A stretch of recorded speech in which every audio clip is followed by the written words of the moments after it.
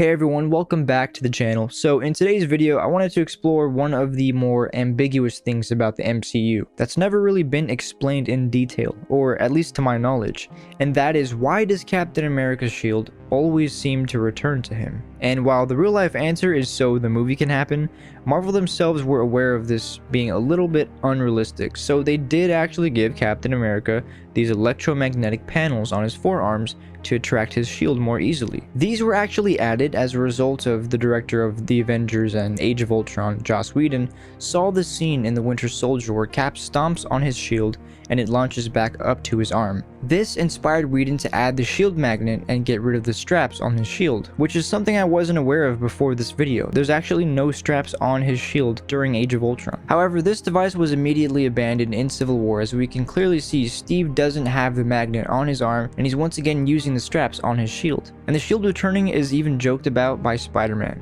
That thing does not obey the laws of physics at all. Look, kid, there's a lot going on here that you don't understand. Stark says you'd say that. Steve most likely chooses to abandon the magnet himself because, for one, it does seem a bit more bulky, and he's not really one to use a lot of technology. I mean, he's kind of an old-fashioned guy. No, I don't think I will. It makes sense that he also doesn't use the magnets during and after Civil War due to the tensions between him and Tony, as they were supplied by Stark. Explanations from the comics don't indicate it's an actual power he has. It's not something that he can summon like Thor's hammer. Instead, Steve has used the shield for so long in so many different situations that he is able to see the different angles the shield will hit and where he needs to be to catch it. He also needs to pull back his strength when using it to avoid splicing someone in half. Look to John Walker's little beheading incident. It needs to be thrown at just the right speed so the shield can properly bounce off of surfaces, because we see several times that if he throws too hard, it actually gets stuck and he has to pull it out. And the vibranium properties of the shield allow for it to ricochet the way we see it does on screen. It's almost as if the person who takes the time to learn how to properly use and understand the way the shield works is worthy to wield it.